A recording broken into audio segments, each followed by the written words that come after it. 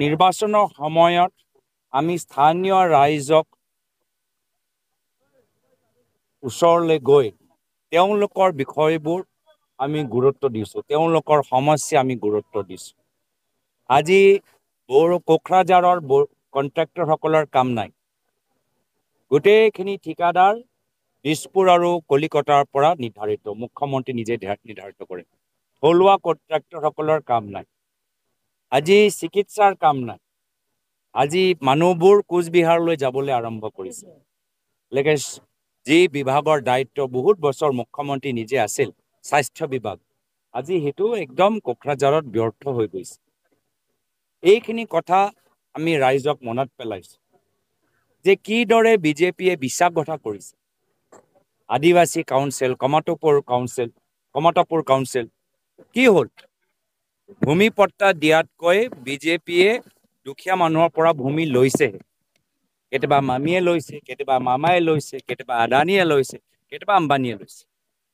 আমাৰ কংগ্ৰেছ চৰকাৰ দিনত আমি ৰাজনৈতিকভাৱে ত্যাগ কৰিলোঁ। চেণ্ট্ৰেলত আমাৰ চৰকাৰ আছিল, ষ্টেটত আমাৰ চৰকাৰ আছিলে, কিন্তু আমি ছেক্ৰিফাইচ কৰিলোঁ কংগ্ৰেছে। আৰু স্থানীয় বড়ো নেতৃত্বক আমি সন্মান দিলোঁ, সুবিধা দিলোঁ। স্থানীয় বড়োৰ যে জাতিক আমি আৰু শ্ৰদ্ধা কৰিলোঁ, এয়া হ'ল কংগ্ৰেছ। কিন্তু আজি হিমন্ত বিশ্ব শৰ্মা ডাঙৰীয়া স্থানীয় বড়োৰ নেতৃত্বক সমাজক সন্মান নকৰে, ৰিম'ট কণ্ট্ৰল যোগেদি চলাবলৈ বিচাৰে।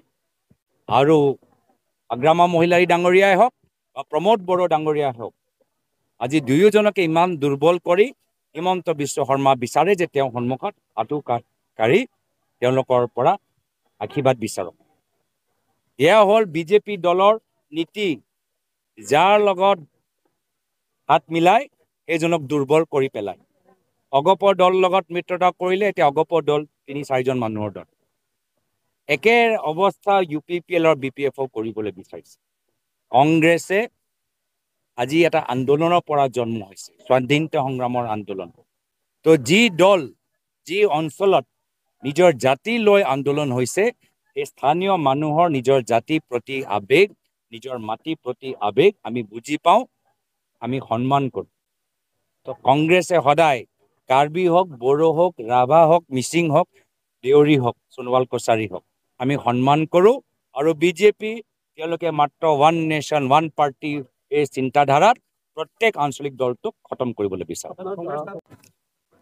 আজিৰ তাৰিখত প্ৰত্যেক চিটত আমাৰ প্ৰাৰ্থী তালিকা তৈয়াৰ আছে। তথাপিও আমি অবজাৰ্ভাৰ পঠাই প্ৰত্যেক অঞ্চলত আমাৰ দলৰ সাংগঠনিক স্থিতি আৰু স্থানীয় ৰাইজৰ মূল সমস্যা জনাৰ পিছতহে আমি সিদ্ধান্ত ল'ম। মিউচুৱেল পলিটিচিয়ানৰ মিউচুৱেল পাৰ্টিৰ লগত মিত্ৰতা কিয় কৰিবলৈ বিচাৰে? এতিয়া মিত্ৰতা কিয় কৰিবলৈ বিচাৰে? আমি সহজ সৰল, চিম্পল।